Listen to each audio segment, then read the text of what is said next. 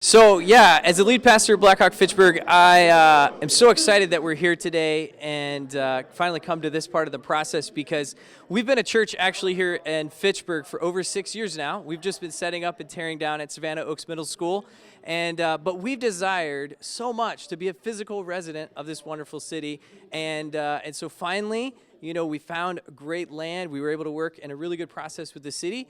And then through that process, we've been able to raise the funds. And because of these wonderful people, our architect and our building contractor, we've been able to build this new building. And we're really excited to move in. We are standing in our atrium here at Blackhawk Church, and atriums are important to us because this is a place we want everyone to feel welcome, and so the design and kind of the architectural features behind this are really important. To tell us more about that, I'm going to have Sohain take the mic. So this is the commons space, and it's the main organizing space in the building. When people come in, for them this is a place where they can orient themselves, and on one side, we have the main worship hall, the office space, and the gathering space. On the other side, we have the children's ministry. So this space is sort of intended to be kind of like a street, an indoor street. It's one of the things that's not installed yet is basically, I think it's about 85 or 86? 86 pendants. Individual light sources that are going to be hung from the wood deck, and they're all at different elevations. They're like 3 different elevations, and the intention was to sort of create the illusion of a starry night, and we hope that we can achieve that. A special part of this church, of this building, is right here. It exists in 3 different locations. But it originally came and was built in the 1800s about 100 feet this way on the existing farm. We were able to salvage it about 18 months ago, stored it on site, and we've had a great mason come through and build it back into the building, and it'll be here for many years to come. The rest of the stone you see stacked here next week is going up on this wall around the cedar. All right, we're standing right now in the children's portion, or what we call Blackhawk Kids here at Blackhawk Fitchburg. And one of the features that we have in our little space for our kids is this tree. And we wanted something like this because we wanted our kids to be able to connect the fact that this is an area where they're going to be growing, and trees kind of are symbolic for growth and life and connection.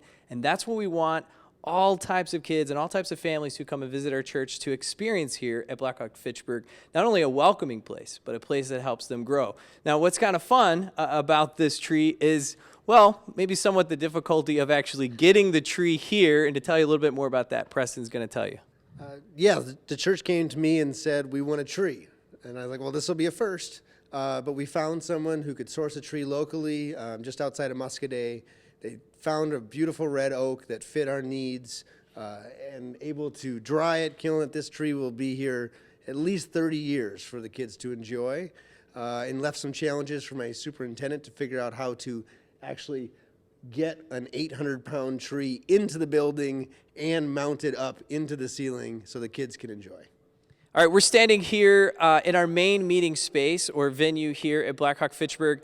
This space has about 600 plus seats in the room, and it's a space where we teach. It's a space where we do worship and singing and things like that. It's really a space dedicated for people to come, to learn, to explore their faith even wherever they may be in that, and to just feel welcome to do that here in this venue. And we're really excited about all that's going to happen here in just, 2 months or so. So we're going to be here pretty soon. We are standing right outside of our building now, looking at something that, honestly, for me as the pastor here, is one of my most favorite parts. It's kind of the face of our church here for the city and all who drive by.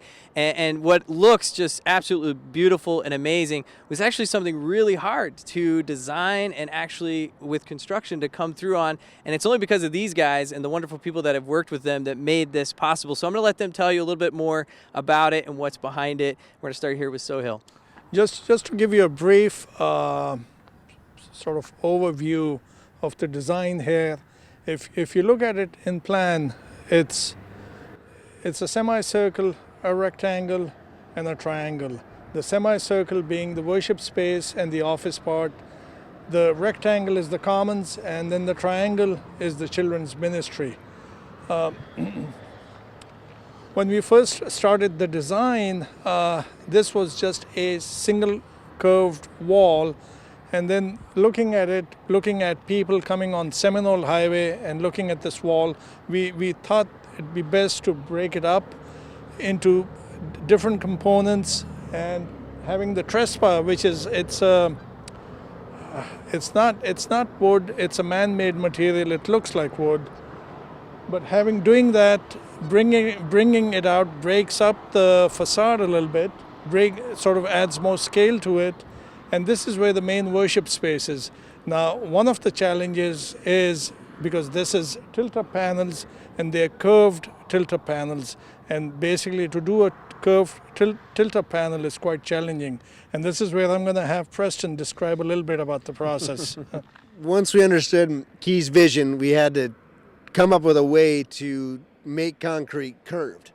We've done it in the past, but not quite to this scale, where we end up creating forms right here on site, right where we're standing actually, that are formed some in concave, some convex, to create formwork to pour the concrete in right here on site, insulated sandwich panels, and then lift them into place to create what we see here today. So some of those panels are as high as 36 feet high, down to the office where they're 17 feet tall. But the curved nature of them really give them an architectural view, but a lot of work goes behind that effort. All right, we're standing obviously outside. You can see the asphalt kind of construction and the things that have happened. But what I want to tell you about is the story before we really got here. And what we're standing is actually the Dunn family farm.